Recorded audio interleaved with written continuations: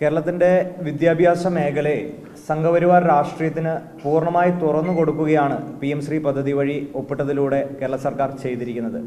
കേരളത്തിൻ്റെ വരും തലമുറയോട് ചെയ്തിരിക്കുന്ന ഏറ്റവും വലിയ പാതുകമാണ് ഈ PM ശ്രീ പദ്ധതിയിൽ ഒപ്പിട്ടത് വഴി കേരളം ചെയ്തിരിക്കുന്നത്. വരും തലമുറ സവർക്കറേയും അതേപോലെ ഗോൾവർക്കറേയും പോലെയുള്ള സംഘപരിവാർ നേതാക്കന്മാരെ ഇന്ത്യൻ രാഷ്ട്രീയ സമരത്തിൻ്റെ ഏറ്റവും ഉന്നതമായിട്ടുള്ള നേതാക്കന്മാരാണ് എന്ന് ഒരു പക്ഷേ വരും തലമുറ പഠിക്കേണ്ടുന്ന സാഹചര്യം വരുന്നുണ്ട് എങ്കിൽ അതിന് കാരണം ഇത്തരത്തിലുള്ള PM ശ്രീ പദ്ധതിയിലൂടെ ഒപ്പിട്ടത് വഴി സാധ്യമാവുകയാണ്. ഇത് വലിയ രീതിയിലേക്കുള്ള വിദ്യാഭ്യാസ മേഖലയെ കാവ്യവൽക്കരിക്കാനുള്ള സംഘപരിവാർ അജണ്ടയ്ക്ക് മുന്നിലുള്ള കീഴടങ്ങലാണ്. ഈ PM ശ്രീ പദ്ധതി ഒപ്പിട്ടത് വഴി കേരളത്തിൻ്റെ വിദ്യാഭ്യാസ മേഖലയെ തന്നെ സംഘപരിവാർ രാഷ്ട്രീയത്തിന് വിറ്റിരിക്കുകയാണ് പിണറായി വിജയൻ. അതിൽ നിന്ന് ഒരിക്കലും ഈ പിണറായി സർക്കാരിനോ ഈ കേരളത്തിൽ ഇതിൽ നിന്ന് പിന്നോട്ട് പോകാൻ സാധിക്കില്ല. അതിൻ്റെ മുഴുവൻ പാപഭാരവും പിണറായി വിജയൻ്റെ മേൽ തന്നെയാണ്.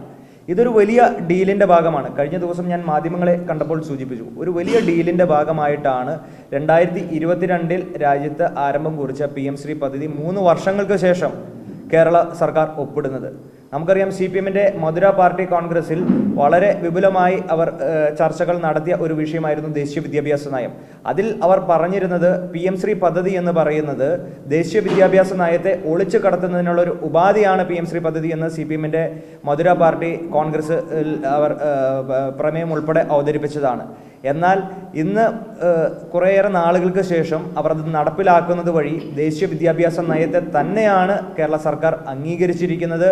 അപ്പോൾ ഈ PM ശ്രീ പദ്ധതിയുടെ പോർട്ടൽ നമ്മൾ പരിശോധിക്കുകയാണെങ്കിൽ അതിൽ വളരെ ക്ലിയർ ആയിട്ട് പറയുന്നുണ്ട്, ഇത് ദേശീയ വിദ്യാഭ്യാസ നയം നടപ്പിലാക്കുന്നതിന് വേണ്ടിയിട്ടുള്ള NEP 2020 നടപ്പിലാക്കുന്നതിന് വേണ്ടിയിട്ടുള്ള ഒരു ഉപാധിയാണ്, അല്ലെങ്കിൽ അതിൻ്റെ ഒരു ടൂളാണ് PM ശ്രീ പദ്ധതി എന്ന് പറയുന്നത്. നമുക്കറിയാം, 60% കേന്ദ്ര വിഹിതവും 40% സംസ്ഥാന വിഹിതവുമാണ് 5 വർഷ കാലാവധിയിലേക്കാണ് പറയുന്നത്. 5 വർഷത്തിന് ശേഷം എന്താണെന്ന് പറയുന്നില്ല. അതായത് 5 വർഷത്തിന് ശേഷം ഈ പദ്ധതി ഒരുപക്ഷെ പൂർണ്ണമായും കേരള സർക്കാരിൻ്റെ അല്ലെങ്കിൽ സംസ്ഥാന സർക്കാരുകളുടെ ബാധ്യതകളായി മാറുന്നു എന്ന് പറയുമ്പോൾ, അതായത് കേന്ദ്ര പദ്ധതികൾ ആവിഷ്കരിക്കുന്നതിന് വേണ്ടി, കേന്ദ്രത്തിൻ്റെ നിലപാടുകൾ ആവിഷ്കരിക്കുന്നതിന് വേണ്ടി, അല്ലെങ്കിൽ RSSൻ്റെ അജണ്ടകളെ രാജ്യത്തിൻ്റെ വിദ്യാഭ്യാസ മേഖലയിലേക്ക് ഇഞ്ചക്ട് ചെയ്യുന്നതിന് വേണ്ടിയിട്ടുള്ള ഒരു പദ്ധതിയാണ് PM ശ്രീ പദ്ധതി. PM ശ്രീ പദ്ധതി ദേശീയ വിദ്യാഭ്യാസ നയത്തിൻ്റെ ഒരു ലാബ് സ്കൂളുകളായി, അതായത് PM ശ്രീ സ്കൂളുകൾ എന്ന് പറയുന്നത് ദേശീയ വിദ്യാഭ്യാസ നയത്തിൻ്റെ ലാബ് സ്കൂളുകളായി നമുക്ക് കണക്കാക്കാം. അതായത് PM ശ്രീ പദ്ധതിയിലേക്ക് തിരഞ്ഞെടുക്കപ്പെടുന്ന സ്കൂളുകൾ എന്ന് പറയുന്നത് അത് തിരഞ്ഞെടുക്കുന്നത് സംസ്ഥാനത്തെ തന്നെ ഏറ്റവും മികച്ച ഉന്നത ഗുണനിലവാരം പുലർത്തുന്ന അക്കാദമിക് തലത്തിലും മറ്റ് തലങ്ങളിലുമെല്ലാം മികച്ച ഉയർന്നു നിൽക്കുന്ന സ്കൂളുകളെയാണ് PM ശ്രീ സ്കൂളുകളുടെ പട്ടികയിലേക്ക് അവർ തിരഞ്ഞെടുക്കുന്നത്. അതായത് നമ്മൾ കഷ്ടപ്പെട്ട് അധ്വാനിച്ച് നമ്മൾ വളർത്തിക്കൊണ്ടുവന്ന നമ്മുടെ സ്കൂളുകളെ കേന്ദ്രത്തിന് വിൽക്കുകയാണ് ചെയ്യുന്നത് ഇതുവഴി. അതിനുശേഷം അതിൻ്റെ കരിക്കുലം ഫ്രെയിം ചെയ്യേണ്ടത് ആരാണ്? കേന്ദ്ര സർക്കാരാണ്. അവർക്ക് അവിടെ അധ്യാപകർക്ക് ട്രെയിനിങ് കൊടുക്കേണ്ടത് ആരാണ്? കേന്ദ്ര സർക്കാരാണ്. അതായത് PM ശ്രീ സ്കൂളുകളായി തിരഞ്ഞെടുക്കപ്പെടുന്ന സ്കൂളുകളെ ലീഡ് സ്കൂളുകൾ എന്നറിയപ്പെടുകയും അവരുടെ കരിക്കുലം, അവരുടെ അധ്യാപകരുടെ ട്രെയിനിങ് ഉൾപ്പെടെ സെൻട്രൽ ഗവൺമെൻറ് നടത്തുന്നു എന്ന് പറയുമ്പോൾ പൂർണ്ണമായിട്ട് RSSൻ്റെ അജണ്ട വിദ്യാഭ്യാസ മേഖലയിലേക്ക് നടപ്പിലാക്കുകയാണ്. അത് യാതൊരു രീതിയിലും അംഗീകരിക്കാൻ സാധിക്കില്ല. ഇത് വലിയ രീതിയിലേക്ക് ഈ വരും തലമുറയോട് ചെയ്തിരിക്കുന്ന ഒരു പാതകമായി KSU ഇതിനെ നോക്കിക്കാണുകയാണ്. അതോടൊപ്പം തന്നെ കഴിഞ്ഞ ദിവസം മന്ത്രിസഭയിലോ അതേപോലെ തന്നെ മുന്നണിയിലോ ചർച്ച ചെയ്യാതെയാണ് ഇത് ഒപ്പിട്ടത് എന്ന് CPM-ൻ്റെ LDF-ൻ്റെ മുഖ്യ ഘടകകക്ഷിയായിട്ടുള്ള CPI പറയുമ്പോൾ, അവരുടെ വിദ്യാർത്ഥി യുവജന സംഘടനകൾ വലിയ രീതിയിലേക്കുള്ള പ്രതിഷേധം ഉയർത്തുമ്പോൾ അതിനെയൊന്നും കണ്ടില്ല എന്ന് നടിച്ചുകൊണ്ട് ഇത് ഒപ്പിട്ടത് വലിയ രീതിയിലേക്കുള്ള CPM-ൻ്റെ സ്വാർത്ഥ താല്പര്യങ്ങളാണ്.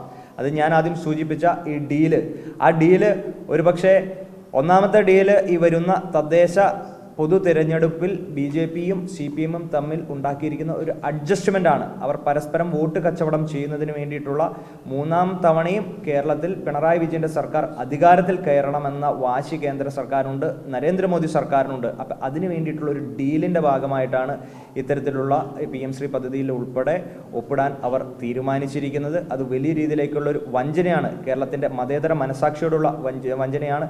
കേരളത്തിൻ്റെ മതേതര മൂല്യങ്ങളോടുള്ള ഒരു വഞ്ചനയും വെല്ലുവിളിയും കൂടിയാണ് എന്ന് പറയാൻ KSU ആഗ്രഹിക്കുകയാണ്. വലിയ രീതിയിലേക്കുള്ള പ്രതിഷേധം KSU രേഖപ്പെടുത്തുകയാണ്. കഴിഞ്ഞ ദിവസവും ഇതുമായി ബന്ധപ്പെട്ട് ഞങ്ങളുടെ നിലപാട് ഞങ്ങൾ സുവ്യക്തമായി ഇരുന്നു.